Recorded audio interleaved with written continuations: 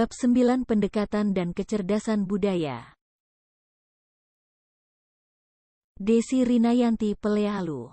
Kecerdasan budaya berarti kemampuan untuk cepat menyesuaikan diri dengan orang-orang yang memiliki latar belakang budaya yang beragam, memahami dan bersikap terbuka terhadap perbedaan budaya.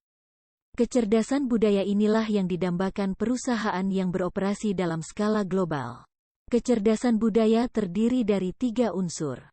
Keterlibatan antar budaya, intercultural engagement. Keterlibatan antar budaya mencakup motivasi untuk mencapai hasil terbaik dari perpaduan antar budaya.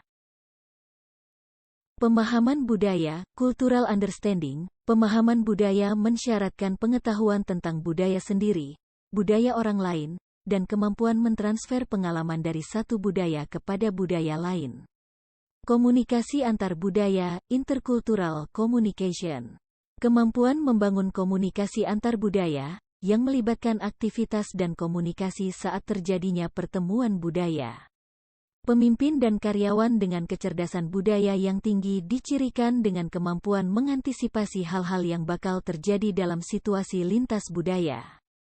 Mereka tertarik terhadap pengalaman lintas budaya, percaya diri untuk menghadapinya, serta mampu memahami dan menyesuaikan perilakunya untuk menanggapi karakteristik budaya. Kecerdasan budaya meliputi 4 faktor.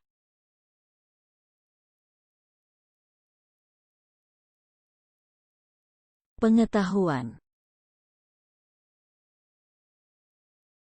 strategi, motivasi, perilaku. Skala dalam kecerdasan budaya dan contoh perilakunya. Skala 1, kita bereaksi terhadap stimuli eksternal, apa yang kita lihat, dengar, atau rasakan, dalam lingkungan budaya baru, dan kita langsung membuat penilaian berdasarkan budaya kita sendiri. Contoh, kita melihat seseorang yang diam selama rapat berlangsung, kemudian kita menganggap bahwa mereka sedang menunjukkan kebosanannya. Skala 2, kita mulai mengenali norma-norma yang berlaku dalam budaya lainnya dan kita termotivasi untuk mempelajari lebih dalam bagaimana perbedaan-perbedaan antar budaya.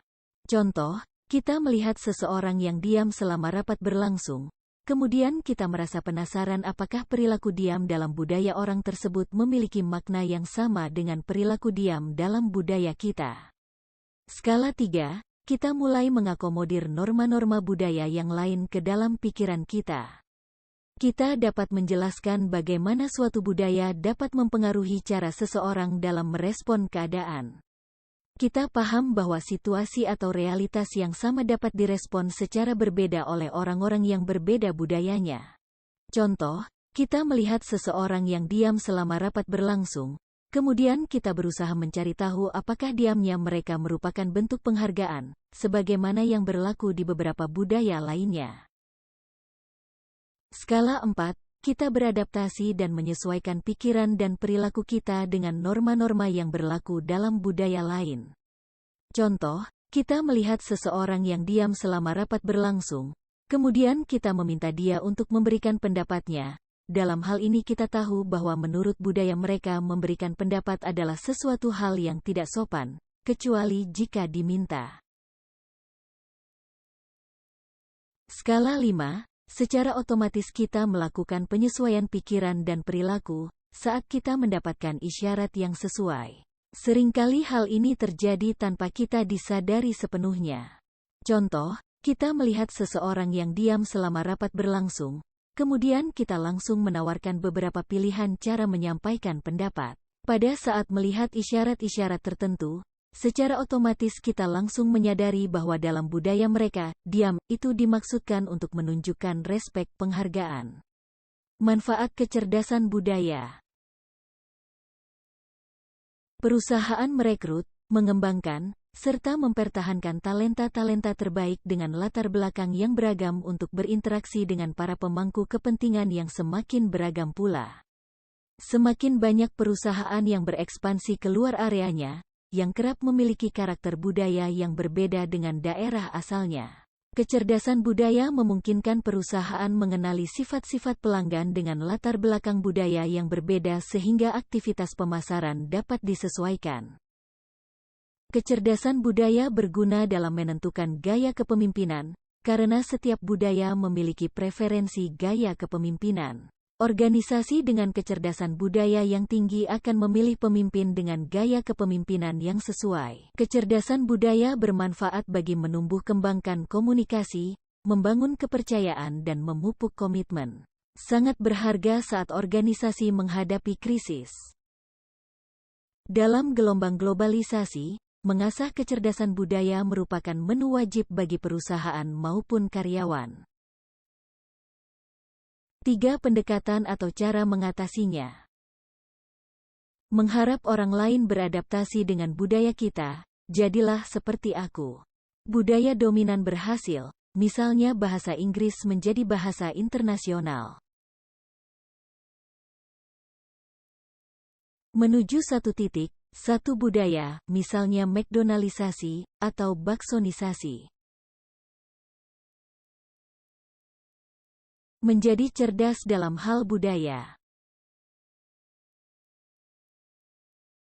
1. Jelaskan pengertian kecerdasan budaya. 2. Jelaskan 4 faktor kecerdasan budaya. Cerdas budaya. Cerdas budaya atau culture quotient artinya, menjadi terampil dan fleksibel dalam memahami suatu budaya, belajar lebih banyak tentangnya dari interaksi Anda dengan budaya lain, secara bertahap menjadi lebih simpatik terhadap budaya tersebut, perilaku Anda lebih terlatih serta tepat ketika berinteraksi dengan orang dari budaya tersebut. Ada 3 bagian yang perlu diperhatikan. Knowledge atau pengetahuan. Mindfulness atau kesadaran penuh. Behavioral skill atau keterampilan berperilaku.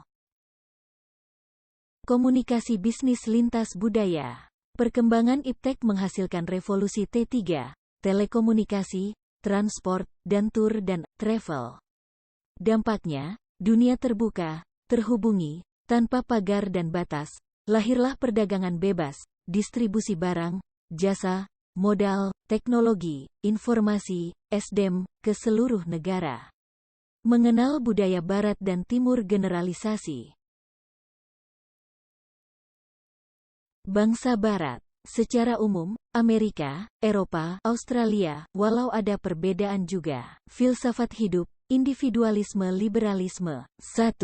Mengutamakan kekuatan individu, inisiatif sendiri. 2.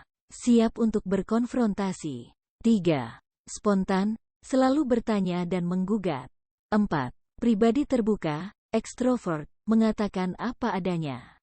5. Terbuka terhadap kesalahan, karena yakin setiap orang bisa berbuat salah. 6. Penuh percaya diri. 7. Suka bergaya. 8. Kehidupan pribadi terpisah dari kehidupan bisnis atau kerja. 9. Hubungan tertinggi adalah persahabatan. 10. Tertawa keras-keras adalah sopan. Bangsa Timur. Secara umum, Cina, Jepang, Korea, Thailand, Filipina, Indonesia, Malaysia. Filsafat kolektivisme. 1. Menomorsatukan kekuatan kelompok kolektif, loyalitas pada keluarga atau perusahaan.